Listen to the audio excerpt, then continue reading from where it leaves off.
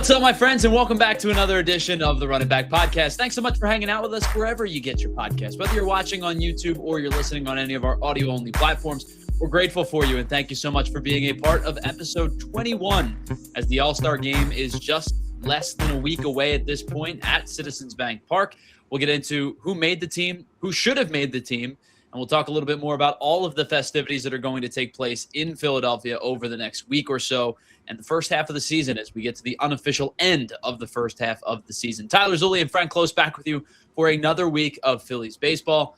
Frank, my friend, before we get started, as always, how are we feeling? How's everything going? I'm doing okay. How are you? All refreshed from your vacation? Feel a lot better. Yeah, well, I will say this. I guess I brought the Orlando heat with us because it was sweltering hot when we got there. And then we came home, and then last week was, like the most and I'm a summer guy. I will always say, like, give me 90 over the cold every day of the week. But when you start pushing triple digits, like, that's even my breaking point. Yeah, that was a little bit much. I'm really glad. I was looking at the forecast. All-Star weekend's going to be summer, but it's not going to be extreme summer. So some high 80s, maybe it hits 90. I can deal with that. I can't deal with last week. Yeah, 102, 106, whatever it was. It was warm. And so, like you said, hopefully All-Star festivities a little bit more temperate, I guess. To say 88 and 91 is temperate compared to what we had.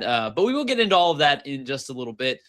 Phillies and the Reds opened up a series yesterday. It's been a kind of a weird scheduling couple of days for the Phils because they were off on Friday.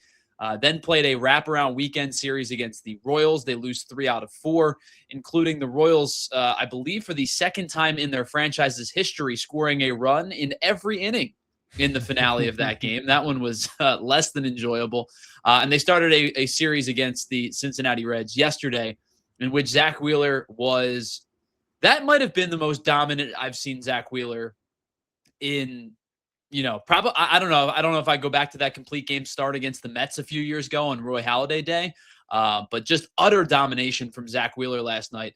And I have to say, even for a guy that's pretty stoic most of the time, pretty reserved most of the time, I think he pitched a little pissed off last night. Yeah, I think that's really, really fair to say. He definitely was out there with something extra to prove, and he certainly did what he had hoped to, if that was his plan, because, as you said, absolutely dominant, and everybody's scratching their heads. Why isn't this guy an all-star? It's an unfortunate scenario in which his final start of the first half, quote unquote, first half of the season is going to be on Sunday, which would only give him 40 some odd hours of recovery. And baseball kind of has this rule where if you pitch on Sunday, they don't really want you to pitch in the All-Star game. And if you're not going to be available to pitch, you're not really available to play. And so I think there's two things that probably have to be said here. One, it is the rule. And two, it's a stupid rule. Because it's not like they're going out and throwing another 80 or 90 or 100 pitches. Like Zack Wheeler in a one-inning appearance probably is going to throw 12 or 15 or 18 pitches at the most. So I get why he's not allowed to. I also think it's a dumb rule that he's not allowed to. Well, even dumber, why can't he just show up and sit there and enjoy the festivities and not throw a pitch, right? I mean, sure. He doesn't even have the option. We saw it with Sanchez last year, right? So I kind of offered the opportunity, and then just it ended up didn't work. I think he had the start before the break anyway after that, and he was just fine with it anyway. But geez, this is at home. You could at least name the guy and then deal with that later. I mean, what if the Phillies just responded and said, all right, well, maybe you don't have to start that. I know that's not a thing. They need a starter badly for that, right? Because we're already facing a bullpen game versus Chase Burns. But at least let him come. Jeez. I think the weight of the player probably should hold some merit in the conversation because, if we were talking about a guy in his third or fourth year in the league, establishing himself a little bit, I don't think this would be a big deal, but I think you're looking at a perfect storm of unfortunate nature of the whole thing because Zack Wheeler is on, might be in the final year of his career. If 2027 doesn't work out and he stays true to what he potentially has said earlier, where 2027 is it, there's a not a greater than zero chance that this is Zack Wheeler's final season. Even if it's not, if they play next year or he decides he wants to play longer, he's closer to the end of his career than the beginning of his career. It's also, as you brought up, the fact that this is a game in Citizens Bank Park. And I know that that probably doesn't mean a whole lot to most of the league. And I think if this were played in Miami or Chicago or LA, I would not care as much either.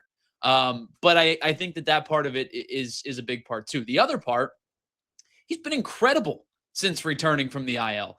9-1 in 14 starts, a 2.28 ERA, and really, Frank, the thing to me that's the biggest thing as to why I think he's been just unbelievable this year. He's on pace for a career best in WHIP. It is a .90 WHIP at this current moment through his first 14 starts. I don't know if he holds .90 for another 12 or 13 starts the rest of the way or whatever it comes out to be. But I mean, this is a guy who's pitching into his mid-30s now and posting career bests in ERA through the in WHIP through the All-Star break. Yeah, I mean, if you look at the numbers, it just doesn't make sense. Now, you could start to say, oh, well, he missed a month. Well, then, of course, what about Mizorowski last year, right? I mean, sure. I think that was like a fair criticism that he was out. But one of the things I think happens with the players anyway, the first impressions get locked in when they're deciding who the All-Stars are, right? So think back to a few years ago. Nick Castellanos makes the All-Star team basically because of a really strong April, right? It was like the good April got in everybody's heads. Right. And no one noticed that he just declined from there forward, right? Same thing here, but it's in the opposite direction, right? And maybe in their minds, oh, well, Zack Wheeler was hurt starting the year, blah, blah, blah, blah, blah.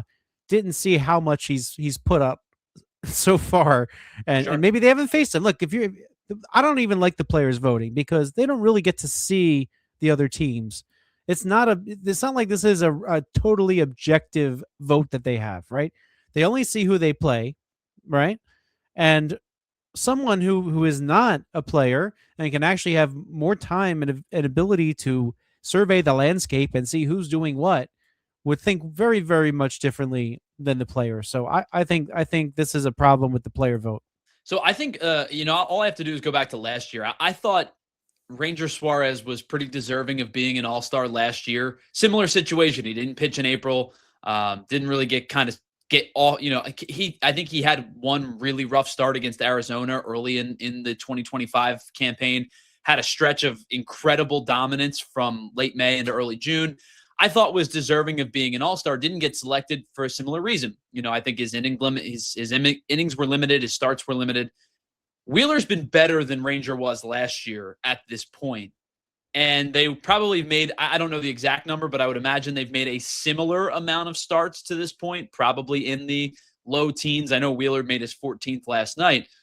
I think that this is, at the end of the day, it's not the end of the world, but I do think for a guy that is trying to potentially make a back end of the career case for, like, I don't know if Zack Wheeler ends up being a Hall of Famer, but I do know that those that vote on the Hall of Fame take this into account, take all-star selections into account. I don't think they should, but they do. And I think it's another one of those situations where, like, Zack Wheeler's career, if you just looked at the back of the baseball card or looked at the Baseball Savant page, might feel underwhelming to what it actually was because he doesn't have the Cy Young. He probably should have one, doesn't have the Cy Young, and probably should have 4 or 5 All-Star appearances and only has 2 at the current moment. Yeah, I agree with you there. I mean, he's, that year that he lost the Cy Young, what was it, Corbin Burns? Yeah. I thought he was most deserving of that, and that was incredibly frustrating. And you're right. I mean, the people who make these votes now, they might catch up to you later with one of the veterans committees or one of the other committees that are there, but yeah, I mean, it's a shame. I mean, at this point, he's got 12 years in. I'm looking at his numbers. They'll see 122 and 76 and 323. I don't know if 323 tells the story, right? I mean, you think early on in his career, a couple of years of injury. 2007 when he came back, he was I mean, I think that's one of those problems too. Like to my point about what you think of in the early parts of the season and how that impression sticks with you. Sure. I think with Wheeler, the early injuries in his career, coming back, his struggles. I think all that sticks with the voters for the Hall of Fame too. And unless you have this many All-Star appearances, unless you have the Cy Youngs, I think they're going to have a hard time getting him over the finish line. Well, and I think when I brought that piece of this conversation up, I'm not sure. Like, if I had a vote for the Hall of Fame, I would really, really have to consider Zack Wheeler's career. I don't know if I would there are certain players in the league that if you say, hey, is that player going to be a Hall of Famer? I can definitively tell you yes. I feel really, really strongly that Bryce Harper is going to be a Hall of Famer when his career is over. I don't feel that way about Zack Wheeler, but I think that there could be an argument to be made.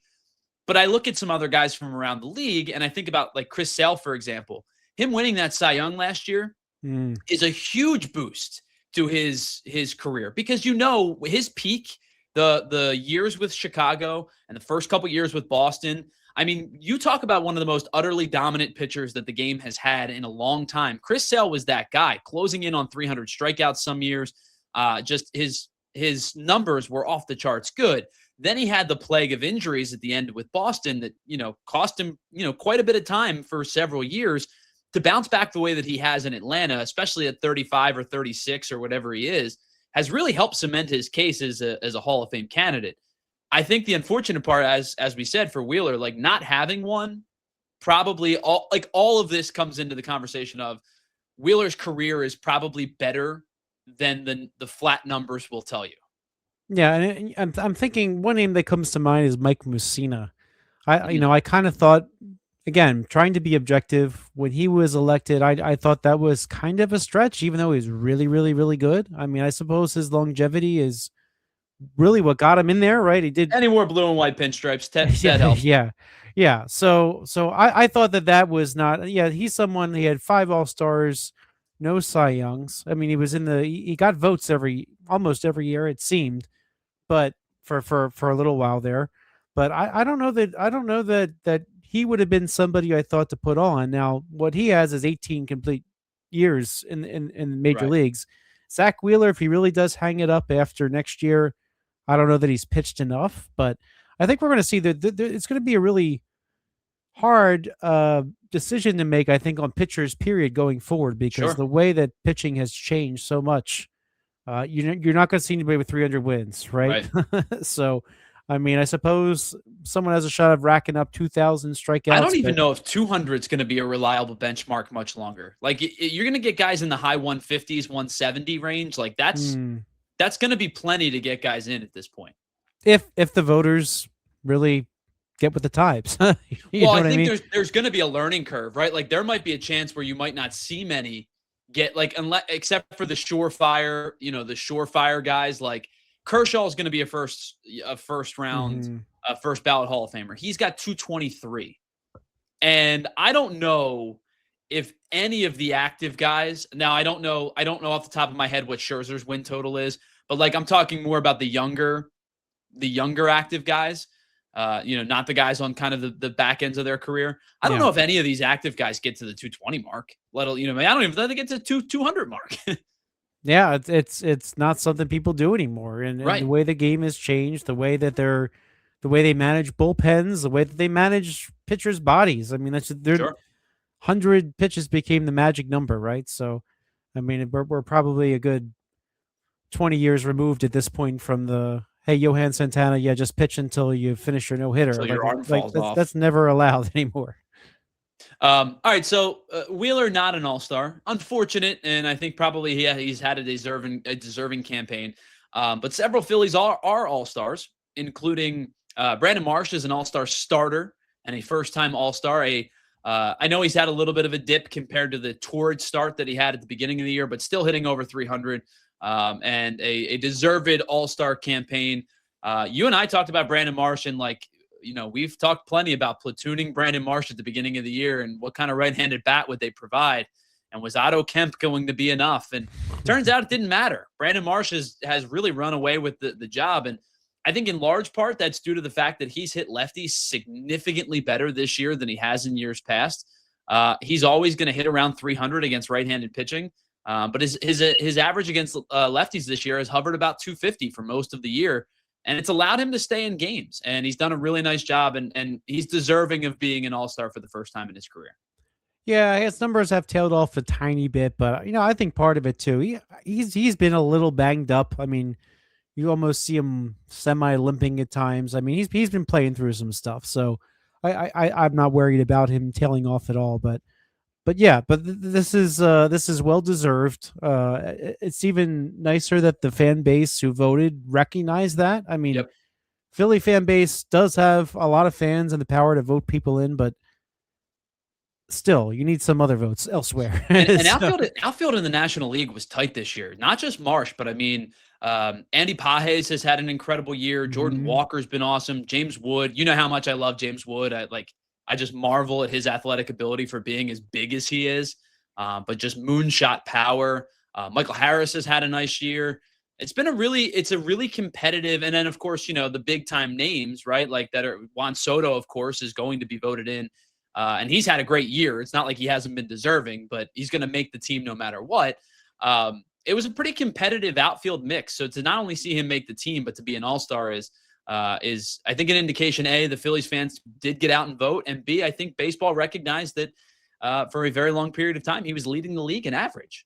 And look, the leading vote getter was Shohei Ohtani, right? You kind of expect that because Japan is voting for him too. Sure, Japan is also voting for his teammates in LA, right? I mean, sure.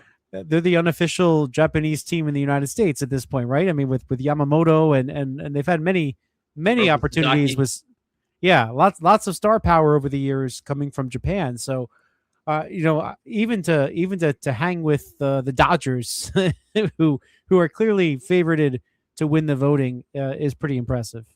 No surprise whatsoever. Christopher Sanchez named an all-star. Should have been an all-star last year. We talked a little bit about that at the beginning. Just having himself, and the Kansas City start the other night, with notwithstanding some circumstances beyond his control, wasn't his best start by any means, but defense did not help him out in that game. Mm-mm. Certainly deserving of being an all-star. Still very much firmly in the Cy Young conversation for the National League. Yeah, and that start in Kansas City. Somebody asked me if that would make the difference as to whether or not he could start this All Star game. I just want to add, I think he's in play to be the All Star starter, just because you see Mizorowski, he's pitching on Sunday. He can't pitch in the game. Yep. That's already been declared. Chase Burns might be the one who gets that look. I think he might be on paper. The numbers might look a little better right now, but Dave Roberts, I think he can read the room. I think he saw Christopher Sanchez in the playoffs last year. I have a feeling that there's a really good chance he could be named the All-Star starting pitcher as well. Yeah, I think you're right. I think Dave Roberts is a smart guy. He's done this before. He's been around the All-Star game for a long time. There's cachet to doing it at home. Like if Sanchez had a 3-1 and was good and got elected to the All-Star game for as a replacement or something like that, sure, then there's no argument. Chase Burns has been excellent all year. I think as good as Sanchez has been, I think you're right. I think Dave Roberts reads the tea leaves a little bit and says, hey, it's one inning. And at this point it's an exhibition game, right? It doesn't play into home field advantage or anything like that anymore. I think Dave Roberts understands. I think if Mizorowski were available, he would get the start because he's been so utterly dominant. But with Mizorowski not being available, I think there's a very good chance. I would only be really disappointed if Yamamoto was named the starter because that's his own guy. Right. I hope he doesn't think that way. I really don't think he's going to think that way, but that would bother me. In fact, it bother me less. Honestly, man, if I were a manager of the All-Star team, I would tell all my guys you're not playing. You're just straight up not playing because I'm not running any risk. They're not doing any of this. Like, hey, make the Phillies pitcher throw another inning. Make the Brewers pitcher throw another. Like, I would look at it strategically. And I know it's one inning, but like make those guys get up again, right? Do an up down. Yeah, I just think back Charlie Manuel when there was a replacement and then Jason Worth got added to the All-Star team the one year. he was very openly very pro Philly in his choices. Right. But yeah, I mean, and isn't Dave Roberts sick of doing this yet anyway? You would probably think so. I mean, this is now what his fourth time managing the National League. He's got the most experience of anybody out there, that's for sure. Right. And then a couple of the reserves. Kyle Schwarber named the DH reserve. I imagine he'll get at least an at bat, maybe two, after Shohei Ohtani is removed as the starting DH.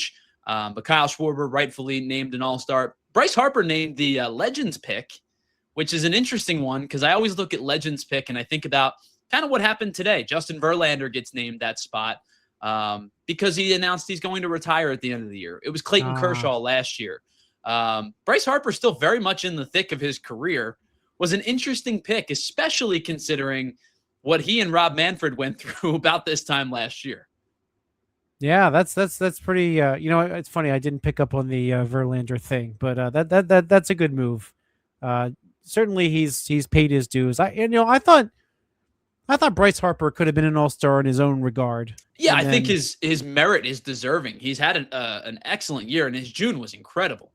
Yeah, I mean, I thought that he earned it on his own, but it's unfortunate though that that pick couldn't be used for something else in the NL. I don't know, maybe Zack Wheeler, but but it's a still an honor. I think you're going to see. Again, Dave Roberts. I think he's going to make sure he plays these guys. I think he's going to do it for the home crowd. I'm really eager to see what happens with the home run derby. I mean, you got to have last year's champion in it, right? In his home ballpark, right? Assuming his back's okay. That's what he keeps saying.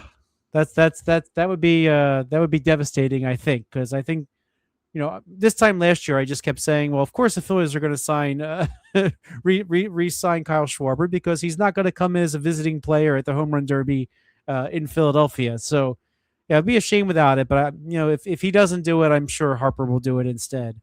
I would imagine one of the two of them, are going to be at least be a part of it. Now, a couple guys have been named to it.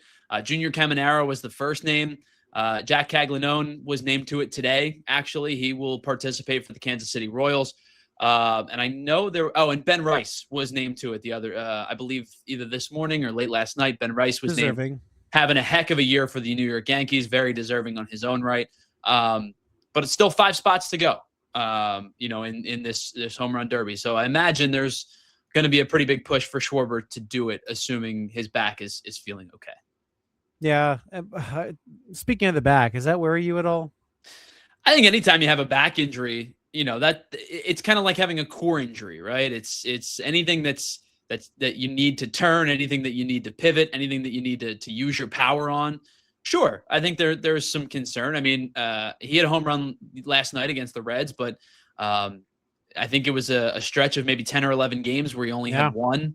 And so sure, I think that there's definitely some merit to maybe he's a little banged up too. And quite frankly, as much as it would be cool to see him in the All-Star game, and it would be great for us as content creators, I would much prefer him to be healthy than perform in the All-Star in the home run derby.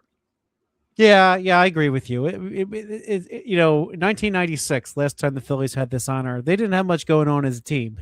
Ricky Bottalico was their lone All-Star, right, and he deserved it. He was having a really good season as a closer because the Phillies weren't ahead many runs when they were winning, and he was locking them down.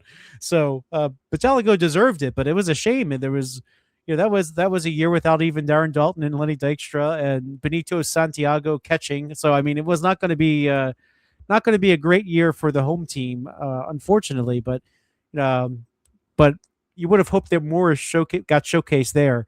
This time, you really want to be in tip-top shape to go for this pennant run. And hey, Philly's 2 games out right now. Yeah, they're right there. So I don't want to see anybody have an unnecessary injury, but it's just kind of hard. The semi-quincentennial. I think I finally figured out how to say that after trying for 2 years. But it is that 250th anniversary of the country. You are in the country's founding spot. You want the home team to really have their flavor here. Yeah, I think the league certainly does, and I think a lot of Phillies fans certainly want that as well. But you're playing the balancing game, and is one at bat going to be a problem? Probably not. Does the home run derby? Maybe. I mean, there's always.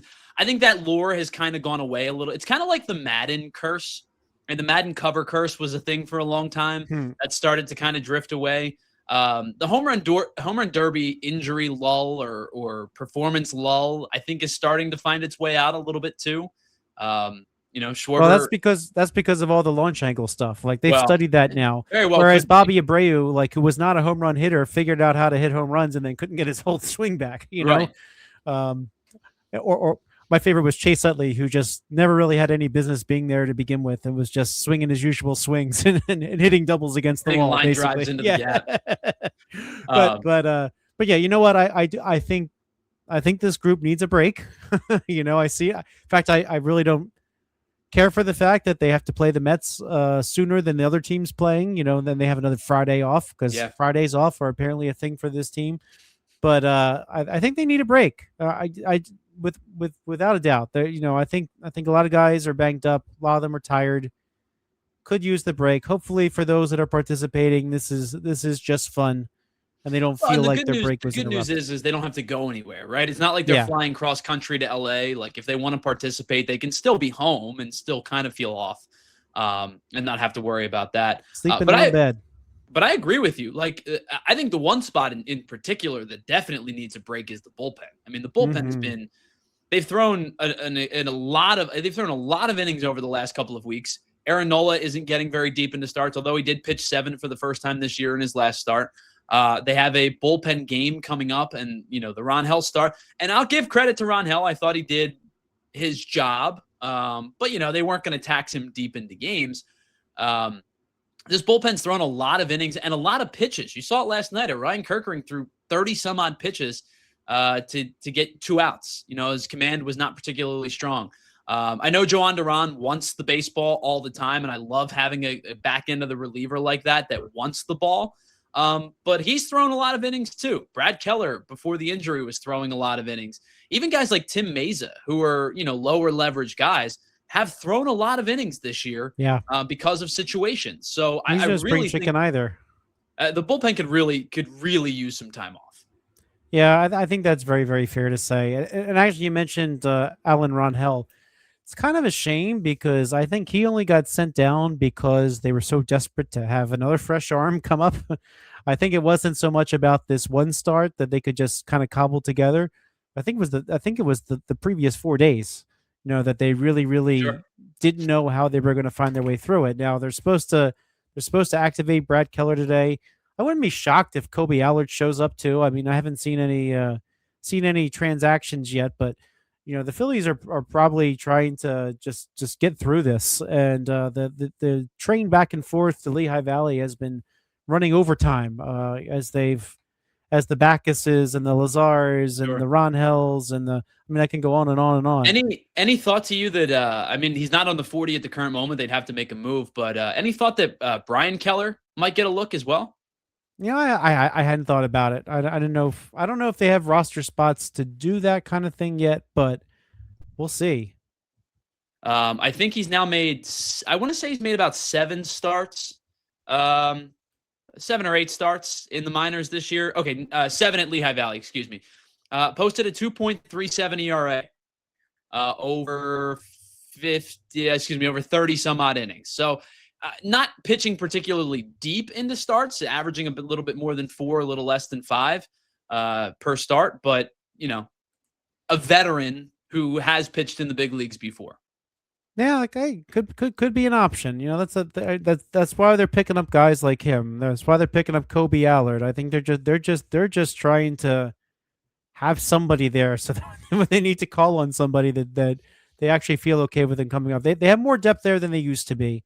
I think that's very fair to say. But yeah, there's I mean, I don't know. I'm sure Chase Sugared will come back soon. Yep. Backus is up and down.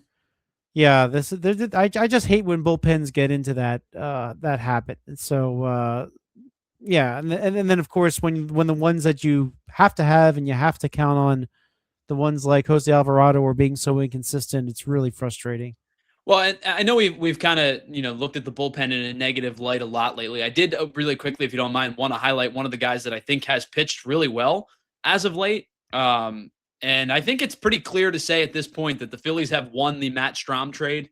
Oh yeah, Because I think Jonathan Boland's been really good Yeah. over the last few weeks. His fastball has a lot of life to it. Came into a situation last night, bases loaded. Kerkering couldn't get out of the jam. He produces a strikeout, batter challenges, wins, and then he strikes him out anyway again. I've been really content with what Jonathan Bolin has done this season for the most part. Yeah, I really thought that they thought they were getting a good piece. I didn't think they were just dumping Strom's money. That had Sure. a lot to do with it. They needed money to sign Brad Keller, but I thought that they thought they had something in Boland, and so, but yeah, I think last night might be a real turning point for him. I mean, he was pitching well, but the fact that he came into that situation, got what you thought was the strikeout, and then all the associated adrenaline, and then is able to just come right back and still get the strike. I mean, I thought that was incredibly impressive, and I think this is a sign that you might see him get some inch up into the higher leverage spots and see what he can do. Because I mean, Kirkering, he was much better before he was in those highest leverage spots. I don't know if that's a coincidence. I don't know if Kirkering is just tired, but Kirkering hasn't seemed to fill that eighth inning role like you would have liked. Yeah, I think that there is a very real chance that they are actively shopping for a back end of the rotation reliever, especially one that perhaps has multiple years on a contract, especially one that has the ability to pitch from the left side. I think that they're probably looking at all, but I always say this: like every good team is going to add or try to add relievers from bad teams because you can never have enough good bullpen arms. But I think in their case, if they could get a lefty, that would be a significant boost to the back end of their bullpen. Yeah, I keep hearing people mention Aroldis Chapman. A lot of that has to do with the fact that the Red Sox are way out of it at this Right. point, and so yeah, I mean, a team like that, maybe they take a Tanner Banks back. I mean, it's part of the trade. That's not Sure. that's not going to be enough. But a team like the Red Sox, you want someone like Banks you can use into the future, whereas a Chapman, is not part of your future. So I could see kind of some trades built around that, a prospect and like a Well, I Banks. think they're facing an interesting team right now who last year made the postseason, kind of got dispatched pretty quickly. You and I both pinpointed as the team we expected to have a regression season based on a couple of different factors. The Reds aren't out of it, but I think if this kind of goes on for another couple of weeks, the Reds will probably start to trade some of their, veteran players. And I think they have a couple of guys in the back end of their bullpen. I've brought up Brock Burke in the past. I really like. Caleb Ferguson, I know, has only made a handful of appearances and didn't pitch particularly well last night, but another lefty I've had my eye on for a while, dating back to when he was with Pittsburgh. The Dodgers ended up trading for him. I think the Reds could be a team that is right on the fringe that is starting to pick up that they might not be good enough. Yeah, 8 games under the 500 mark after losing to the Phillies last night. Run differential -63. That's I rough. mean, by the way, the Phillies finally got above the into the positives, and then they had that horrible loss in Kansas City on Monday. But the Cincinnati Reds, I think you're that the run differential combined with the records kind of shows that that's where they are. That to me anyway. I mean, you're not going to get a massive resurgence all of a sudden. I think from them. I doubt they shop. I mean, this is a pretty competitive National League right now, and the AL is another story.